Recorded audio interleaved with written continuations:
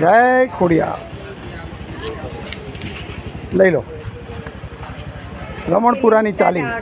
મીનાબેનના ત્યાંથી આજની ટિફિન સેવા સાપુર માધુપુરા તારીખ 7/5/2024 મતદાન આપી આવ્યા મતદાન કરવા જજો પછી કહેતા નહીં કે મોદીએ અમને ચાબુક મારી હા મતદાન કરજો મતદાન અવશ્ય કરજો શું નામ આપણું દાદા દેવાભાઈ પધારો સાફ કરી ધોઈને મને પાછું આપો આમાં ડબલનું છે હો દેરાભાઈ